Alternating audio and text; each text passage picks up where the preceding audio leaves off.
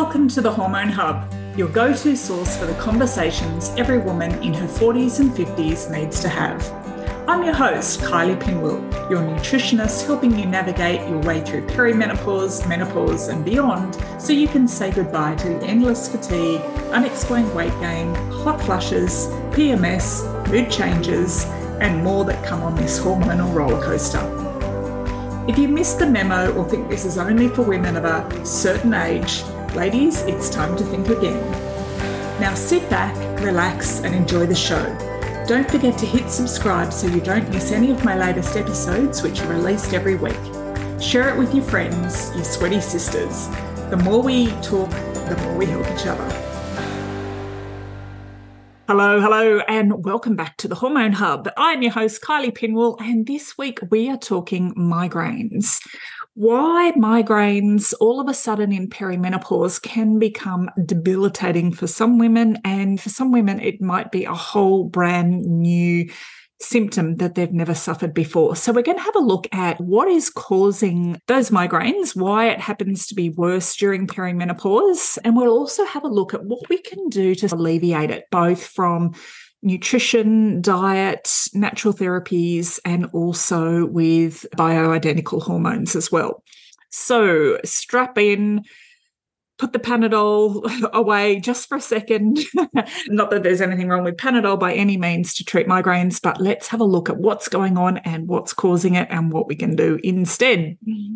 Okay, so during perimenopause and menopause, as you know, our hormones are on a fluctuating roller coaster, up, down, until they naturally lower once we're through menopause. So the good news is if you are suffering from migraines, in the majority of women, we do see pretty much the end of hormonal migraines once they get through menopause. So there is light at the end of the tunnel.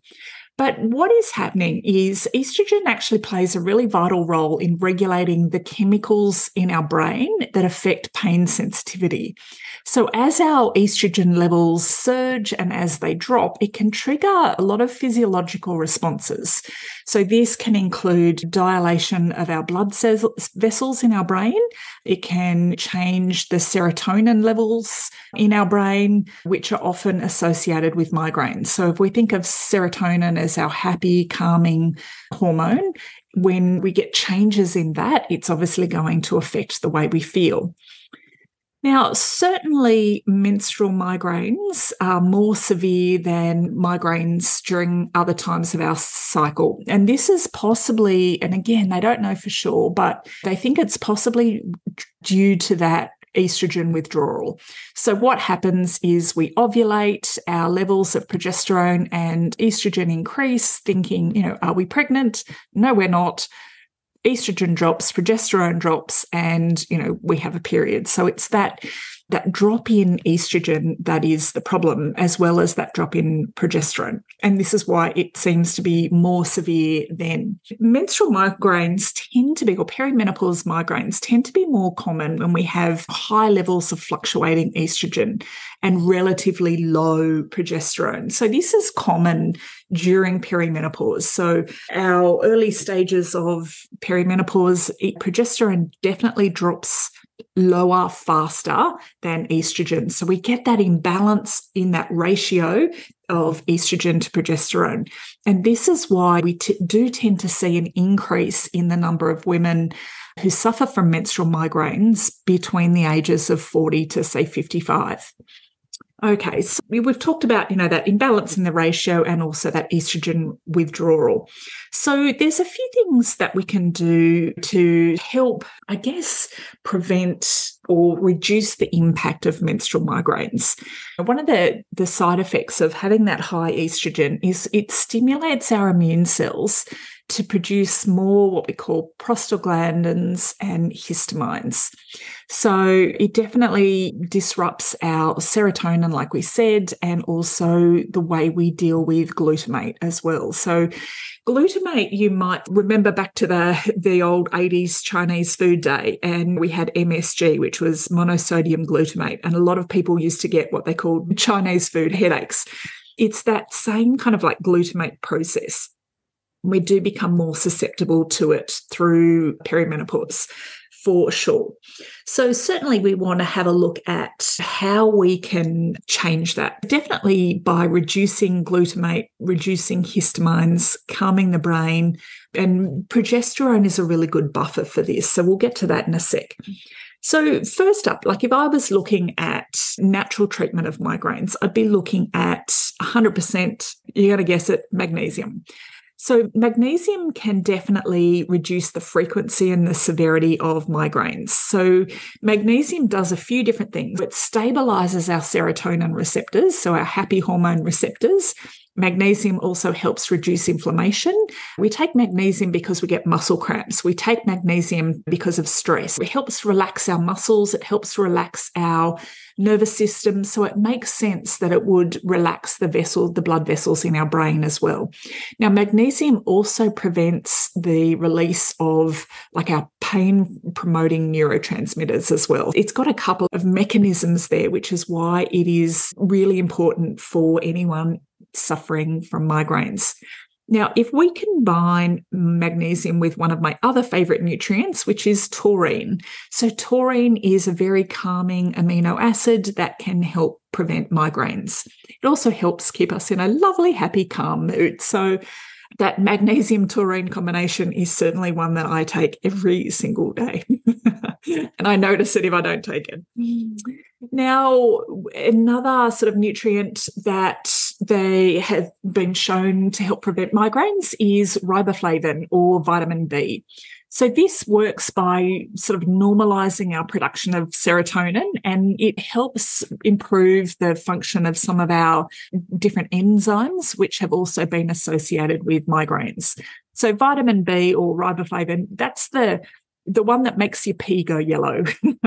Okay, so when you have fluoro yellow pee, that's the riboflavin. Okay, next up, we would be looking at, how's your sleep going? Because melatonin, which helps is part of our circadian rhythm and helps us sleep, certainly also helps reduce that inflammation, which can be really helpful for migraine prevention. And of course, if we're sleeping better, we're going to feel better, right? Now, there's been studies to show that gluten-free diets has been very helpful in eliminating migraines. They did a study and it worked on 89% of participants, which was pretty big. And that gluten sensitivity can cause that high glutamate levels. So what we want to do is have a look at what foods contain glutamate that can be triggering that migraine. If we look at anything fermented, aged, cured, preserved, so things like cheeses, so especially your aged cheeses, Parmesan cheeses, things like that. Any preserved processed meats, so your salamis and all of those delicious things, ham. If we look at fermented foods, so all the things that we would otherwise consider to be good for our gut, our sauerkrauts, kimchis, those actual fermentation process increases the amount of glutamate. This is where we can't ever have a one-size-fits-all sort of healthy diet, because what might be helpful for one woman's gut is going to trigger migraines in someone else. So we want to avoid things like bone broths, slow-cooked meats. Fresh tomatoes contain a high number of glutamates. Alcohol, obviously, is another one. Walnuts, interestingly, I didn't know that was on the list until I did a bit of research. And then we want to have a look at anything potentially containing MSG or similar to MSG. So just because something has no added MSG doesn't mean that it doesn't have naturally occurring glutamate. So all of your sort of Asian sources, so anything containing soy-based fish sources, oyster sources, black bean sources, anything along those lines, just check the ingredients. And processed soy tends to be high in glutamates as well. So avoiding those foods. Then if we're looking at natural therapies or alternate therapies, these are definitely, and in my experience with the women I work with, work for some people but may not work for everyone.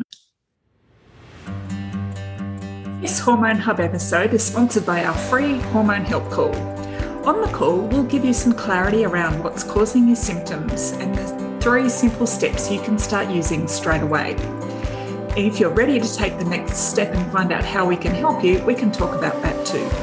So if you're constantly feeling tired, struggling with weight gain, PMS, mood swings, bloating, not sleeping at night, cravings, anxiety, all the things, we're ready to help. If you're ready to ditch those sugar cravings, regain your energy and shift that stubborn weight, then let us help you balance your hormones, reset your metabolism and get your confidence back so you can live the life you're meant to. The link with the details to our hormone help call is in our show notes or over at kyliepinwell.com. Okay, so it's like I said to a client yesterday, if only our body was an equation. We did this, we did that, and we got this result, but it doesn't work like that. Certainly some women find things like acupuncture to be helpful for migraines, and it just needles into specific points on the body, balance that energy flow, promote healing. Herbal remedies can certainly be helpful. Yoga, meditation, this can help reduce stress, promote relaxation, also reduce that anxiety around the migraine is coming. So there's certain natural amount of anxiety and stress around anticipating a migraine as well. CBT, or cognitive behavioral therapy, which is a form of talk therapy that can help some women to sort of shift that fear, that anxiety, those sort of thought patterns and behaviors around the migraine coming. It can definitely be beneficial in managing stress and giving you some coping techniques. Some people find relief using essential oils, so things like lavender, peppermint, eucalyptus, inhalation, or even like a topical application. So if it's in a carrier oil like coconut oil, for the love of all things, please never ingest essential oils, despite what was that essential oil company that was big a few years ago? And they had all these unqualified people telling other people to just drink it or put it in your water bottle. Don't do that. Okay, chiropractic care can certainly, or osteopathic care, sometimes these can be really beneficial addressing any misalignments that might contribute to migraines and certainly releasing any tension that's held in your neck and your shoulders.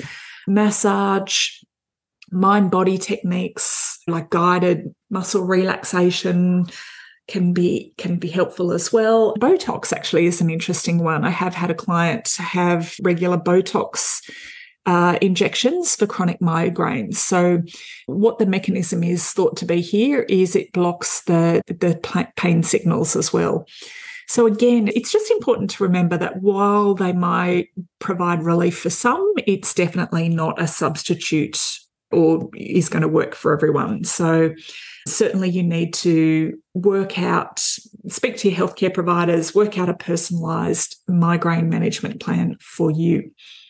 Now, the other thing I wanted to talk about, which is quite important, is when we go sort of loop back to what's triggering that migraine, it's that imbalance in the ratio between estrogen and progesterone. And so certainly a very valid way of supporting your body's production of progesterone is to use a bioidentical HRT of progesterone. Okay, so this sort of works well or works best in the 2 weeks leading up to your period when that progesterone is likely to drop the most. So certainly we 100% want the bioidentical or body-identical progesterone. So in Australia, this is known as Prometrium. In New Zealand, it's known as Estrogen capsules. These are oral micronized progesterone. Okay. Now, this is not the same as a Mirena, an Implanon on the birth control pill, a depot injection. All of those are synthetic progesterones and they're progestins. So they don't have the same migraine reducing effect as a bioidentical progesterone. So I hope that helps give you somewhere to start. So absolutely magnesium, taurine, B2, 100%. Then we want to have a look at bioidentical or body-identical progesterone. And then there's reducing your glutamate-containing foods. And then we've got things like acupuncture, meditation, osteopathic or chiropractic care, essential oils, and pain management sort of techniques. So I hope that helps. If you have suffered from migraines and you have found things that work, I would love to hear from you. Please share in the group, because particularly if I haven't mentioned it here, I don't know everything. I fortunately don't suffer from migraines, so I can't speak to this personally, but certainly work with a lot of clients who do. And I do know that here, one thing I know for sure is not everything works for everyone. And also too, if you know someone who does suffer from migraines, please feel free to share this episode with them. Okay, so that's it for this week, and I will see you in the next episode of the Hormone Hub. Thanks for listening. Bye for now. Thank you for taking the time to listen today. You can head on over to the show notes at kyliepinwell.com/podcast, where you'll find all the links, and I have a little bonus surprise waiting for you. Before we go, it would mean the world to me if you head on over to your favourite podcasts channel, subscribe and leave a review. Make sure to screenshot it, DM it to me so I can thank you personally. Then stay tuned for next week's episode. Can't wait to see you then.